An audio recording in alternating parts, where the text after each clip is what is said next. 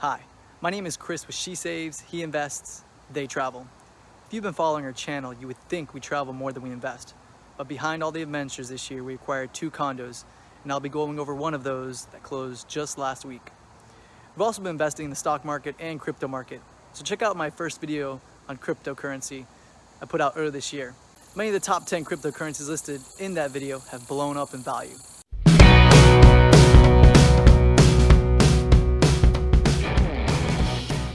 So here is a 2-bedroom, 2-bath, 1,000 square foot house upstairs that we just acquired. So I bid on this condo several months ago, which was listed at $100,000. My cash offer was at $90,000, which I lost the bid. Then a month later, went back on the market because the buyer's financing didn't go through. I then offered $95,000, which was denied again.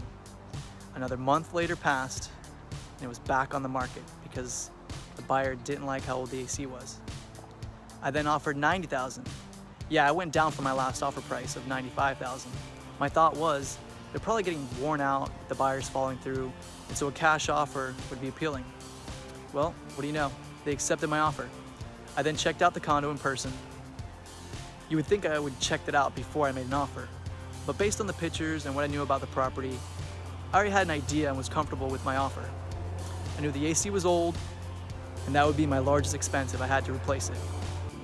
So my next step in the process, once my offer was accepted, was to find the money because I didn't have $89,000 sitting in the bank.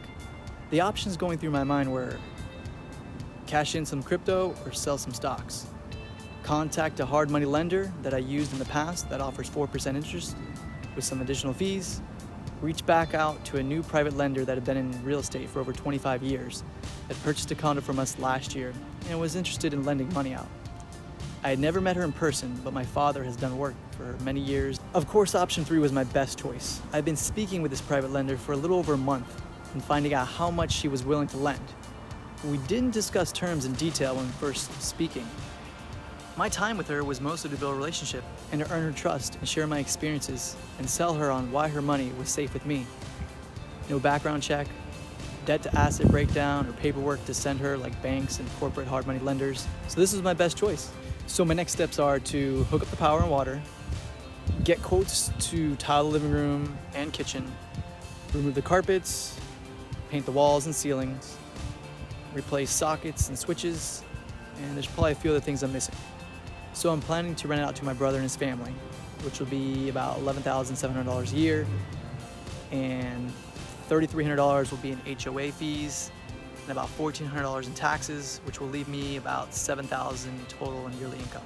So renting to someone at the normal rate would be about $1,200 a month, which would generate about $14,400 a year. Then you have to reduce it by $3,300 in HOA fees, $1,400 in taxes, and $9,700 would be the total yearly income after expenses. Now the reason I'm renting out to my brother is because he's looking to purchase a home for his family, 5, and he needs to sell his house first. So he's gonna be moving in, selling his house, and then looking for another home. Now in my next video, I'm going to go through the cost of renovating and show you the results.